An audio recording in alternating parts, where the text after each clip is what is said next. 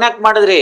ಹೆಂಡತಿನ ಯಾಕೆ ಪಾರ್ಟಿ ಮಾಡಿದ್ರಿ ಅಂತ ಕೇಳ್ತಾ ಇದೀನಿ. ಹೆಂಡತಿಗೆ ಏನ್ right? Last date of hearing I have submitted. This is transferred brief.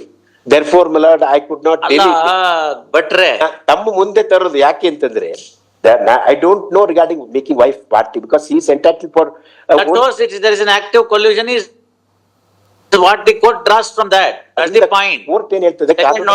Second ನೋಡಿ ಎಷ್ಟೋ ಜನ ಇದ್ರಲ್ಲಿ ನೀವ್ ಹೇಳೋರು ಪ್ರಶಾಂತ, ಮನೋಹರ, ಆಮೇಲಿಂದ ಇಂದ್ರಮ್ಮ ಇದ್ದಿರ್ಬೋದು, ಸವಿತಾ, ಆಮೇಲಿಂದ ಮುರಳಿ, ಇವರೆಲ್ಲ ಹುಟ್ಟೇ ಇರ್ಲಿಲ್ಲ 79ನೇ ಇಸ್ವಿನಲ್ಲಿ. ಅವ್ರಿಗೆಲ್ಲ ಏನ್ ರೈಟ್ ಬರುತ್ತೆ? ಹುಟ್ಟಿದವರಿಗೆ ಹುಟ್ಟೋರು ಯಾರು ಅಂತ ಹೇಳ್ಬೇಕಲ್ಲ, ಡೇಟ್ ಕೊಟ್ಟು. 79ರಲ್ಲಿ ಯಾರ್ಯಾರು ಇದ್ರು? ಫಸ್ಟ್ ಡಿಫೆಂಡೆಂಟ್ ಮತ್ತೆ ಫಸ್ಟ್ ಪ್ಲೇಂಟಿಫ್ಗೆ ಹುಟ್ಟಿದಂತ ಮಕ್ಕಳು ಯಾರು?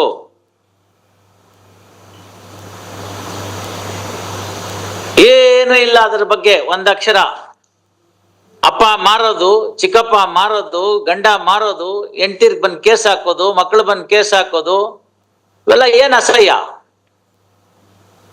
ನಿಮ್ಮ ಅಪ್ಪಂಗೆ ನಾಳೆ ದಿನ ಸತ್ತೋದ್ಮೇಲೆ ಎಡೆ ಇಟ್ರೆ ಅವ್ನು ತಗೋತಾನ, ನಮ್ಮಪ್ಪ ಕಳ್ಳ, ಅವನ ಅಯೋಗ್ಯ, ನಮಗ್ ಮೋಸ ಮಾಡ್ಬಿಟ್ಟ ಅಂತ ಹೇಳಿದ್ರೆ ಪಿತೃಪಕ್ಷದಲ್ಲಿ ಏನ್ ಮಾಡ್ತಾರೆ ಹೇಳಿ? ಇನ್ನು 15 ದಿವಸಕ್ಕೆ ಬಂದು ಕೂತ್ಕೊಳ್ಳುತ್ತಲ್ಲ. ಈಗ ನಮ್ಗೆ ಆಲ್ರೆಡಿ ಇದ್ರಲ್ಲಂತೂ ಬಂದೇ ಇದ್ದಾನೆ, ಬದುಕಿದ್ದಾನೆ. ಅಪಲೆಂಟ್ಸ್ ಅವರು ಆಲ್ರೆಡಿ ಎಡೆ ಇಟ್ಬಿಟ್ಟಿದ್ದಾರೆ. ನೀವು ಅವನಿಗೆ ಮಾಡಿದಿರಿ. ಜೀವಿತ ಕಾಲದಲ್ಲಿ ನಮ್ಮಪ್ಪ 420 ಅಂತ ಹೇಳ್ದಂತ ಮಕ್ಕಳು ನೀವು, ಹೆಂಡ್ತಿ ನೀವು. ಅವನು ವೆಂಕಟ್ ನಿಮ್ಮ ಫಸ್ಟ್ ಡಿಫೆಂಡೆಂಟ್ ತಂದ್ಕೊಟ್ಟಿದ್ದ ದುಡ್ಡಿನಲ್ಲಿ ನೀವು ಊಟ ಮಾಡ್ಲಿಲ್ವೇನೋ? ಫಸ್ಟ್ ಪ್ಲೇಂಟಿಫ್ ಊಟ ಮಾಡ್ಲಿಲ್ಲ. ಮಾಡಿ ಅಲ್ಲ ಮಾಡಿದಿರಿ. ಮಾಡಾದ್ಮೇಲೆ 4 ಮಕ್ಳು ಹುಟ್ಟಿರೋದು.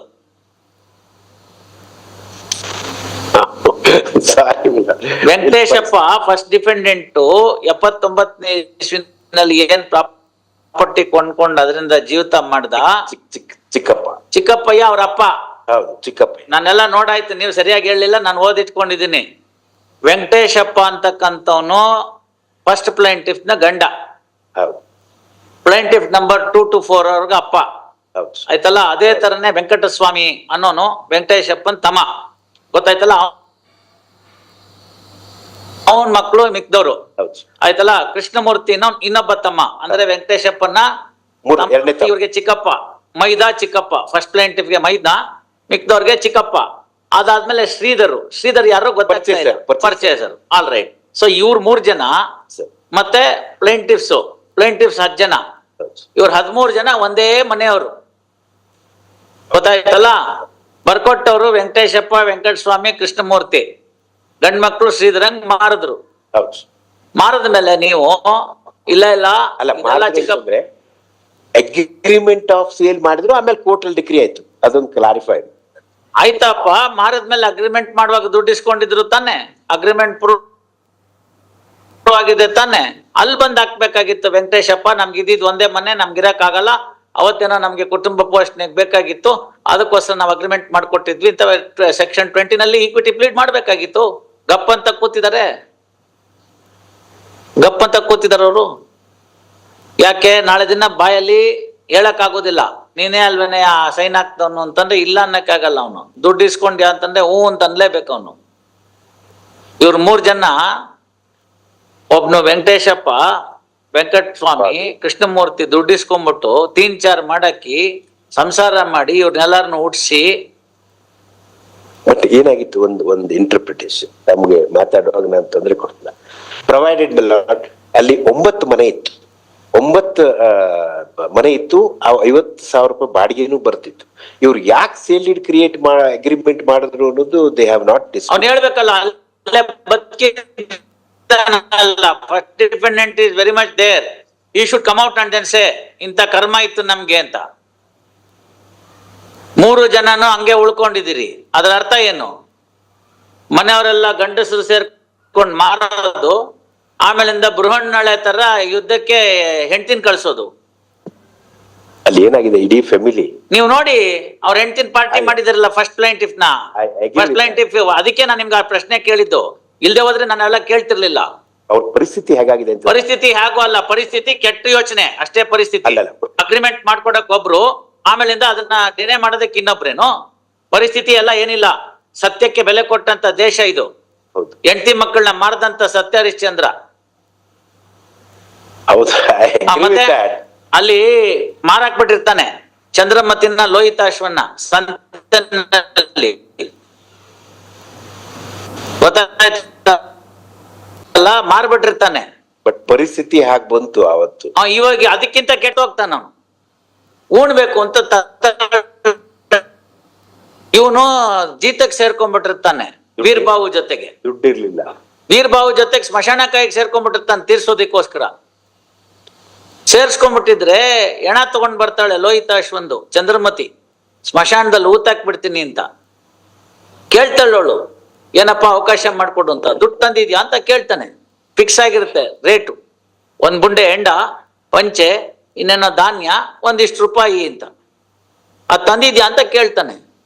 ಚಂದ್ರಮತಿ ಹೇಳ್ತಾಳೆ, ಎಲ್ಲಿರ್ಬೇಕು ನನ್ನ ಹತ್ರ ಏನಿಲ್ಲ, ನನ್ನ ಮಗ ಸತ್ತೋಗಿದ್ದಾನೆ ಬಿಡು ಅಂತ. ಆಗ ಹೇಳ್ತಾನೆ ಚಂದ್ರ, ನಾನಿವಾಗ ನಿನ್ ಗಂಡ ಅಲ್ಲ, ನಾನು ನಿನ್ನ ಮಾರಾಕಿದ್ದೀನಿ, ಹಳೆ ಸಂಬಂಧ ನೆನಪಿಸ್ಬೇಡ, ಇದಿಷ್ಟು ತಂದ್ರೆ ಉಣಕ್ ಅವಕಾಶ ಮಾಡ್ಕೊಡ್ತೀನಿ, ಇಲ್ದೇರಿ ಇಲ್ಲ ಅಂತ. ಅದು ಸತ್ಯದ ಕಾಲ.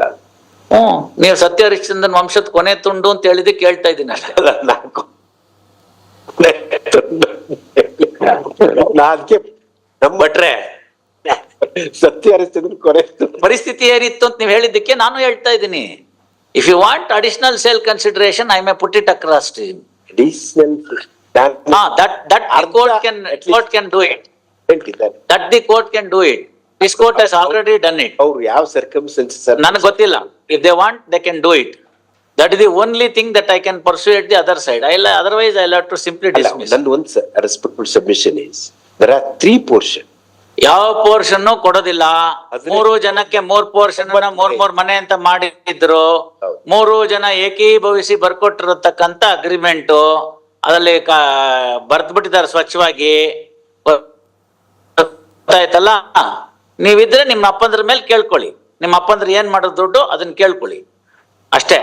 ಅದಾಯ್ತು ಅಂತಂದ್ರೆ ಅಡಿಷನಲ್ ಸೇಲ್ ಕನ್ಸಿಡರೇಷನ್ ಬೇಕು ಅಂದ್ರೆ I will persuade and then see to it that something is paid, taking note of the value of the property. Otherwise nothing doing. Otherwise nothing doing.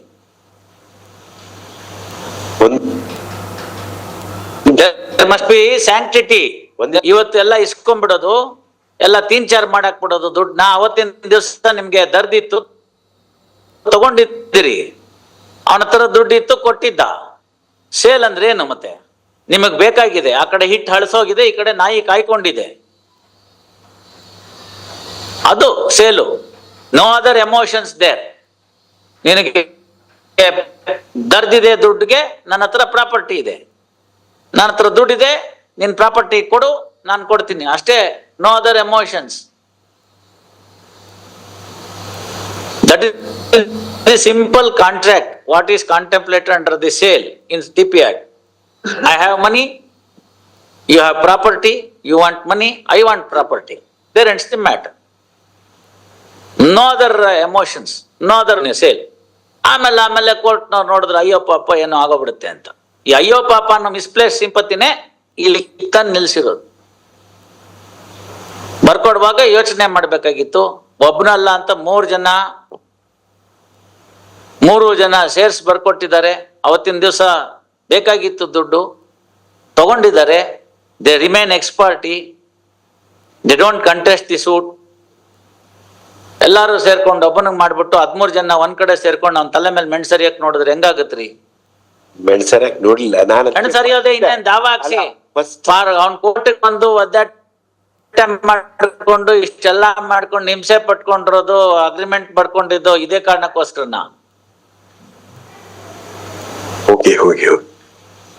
ಅದೆಲ್ಲ ಏನು ಮಾಡಕ್ ಬರಲ್ಲ. ಗಣಪತಿ ಭಟ್ರೆ ಏನಾರು ಒಂದು ಬೇರೆ ತರ ಇತ್ತು, ಮದ್ವೆಗೋ ಮುಂಜಿಗೋ ಅಂತೇನೋ ಕೇಳಿದ್ರು, ನಂಬಿಕೆ ಕ್ರಯ ಅಂತ ಮಾಡ್ಕೊಟ್ಟಿದ್ರು, ದುಡ್ಡು ಕೊಟ್ಬಿಟ್ರೆ ಬಡ್ಡಿ ಸಮೇತ ವಾಪಸ್ ಕೊಟ್ಬಿಡ್ತೀನಿ ಅಂತ ಹೇಳಿದ್ರು. ಅಂಥದ್ದೇನಾರು ಪ್ಲೀ ಇದ್ದಿದ್ರೆ ಐ ಕುಡ್ ಹ್ಯಾವ್ ಕನ್ಸಿಡರ್ಡ್. ಏನಿಲ್ಲ, ಗಮ್ ಅಂತ ಕೂತಿದ್ದಾರೆ ಒಳಗಡೆ ಹೋಗಿ ಬಚ್ಚಿಟ್ಕೊಂಡು. ಇನ್ನೇನು ಹೇಳಕ್ಕೂ ಆಗಲ್ಲ. ನಮ್ ಗಂಡ ನಮ್ ಜೊತೆಗಿಲ್ಲ, ಹುಡ್ಕ ಬೀದಿಲ್ ಬಿದ್ದಿದ್ದ, ನಮ್ಮನ್ನ ಮಾಡ್ಲಿಲ್ಲ ಅಂತಂದ್ರೆ ಮಕ್ಳಾಗಿದ್ದಾವೆ. ಆದ್ಮೇಲೆ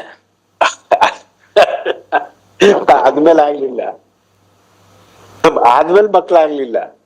ಇದು ಸೇಲೆಲ್ಲ ಆದ್ಮೇಲೆ ಮಕ್ಳಾಗಿದ್ ಮೊದ್ಲೇ. ಸರಿಯಪ್ಪ, 79 ಆದ್ಮೇಲೆ ಅಂತ ನಾನು ಹೇಳಿದ್ದು. 79 79 ಆದ್ಮೇಲೆ ಆಗಿದೆ. ಅದಕ್ಕೆ ಬೇಕಾಗುತ್ತೆ ಅಂತ ನಾನು ಹೇಳ್ತಾ ಇರ್ತಕ್ಕಂಥದ್ದು. ಇವಾಗ ಅವತ್ ಮಾಡ್ಬಿಟ್ಟು ನೀವು ಎಲ್ಲ ಕೊಟ್ಬಿಟ್ಟಂದ್ರೆ ಬೆಲೆ ಬೇಡವಾ? ಮೆನ್ ಮೇಲೆ ಈ ಡಾಕ್ಯುಮೆಂಟ್ಸ್ ನಾಟ್ ಅಂತ. ಮನುಷ್ಯನ ಎಲವಿಲ್ಲದ ನಾಲ್ಗೆ ಹೆಂಗ್ ಬೇಕಾದ್ರೂ ಹೊರಳುತ್ತೆ ಅಂದ್ಬಿಟ್ಟು ಒಂದು ದಾಖಲೆ ಅಂತ ಬರ್ಸ್ಕೊಳ್ಬೇಕಾಗಿ ಬಂದಿದ್ದು. ಇಲ್ದಿದ್ರೆ ದಾಖಲೆ ಇಲ್ದೇ ಇರೋ ಕಾಲ ಇತ್ತು. ಮಾತಿಗೆ ಬೆಲೆ ಕೊಟ್ಬಿಟ್ಟಿದೀನಿ, ಅಲ್ಲಿ ಮುಗ್ದೋಯ್ತು. ಇವಾಗ ಆ ಪರಿಸ್ಥಿತಿಯಿಂದ ಡಿವಿಯೇಟ್ ಆಗಿದ್ದೀವಿ.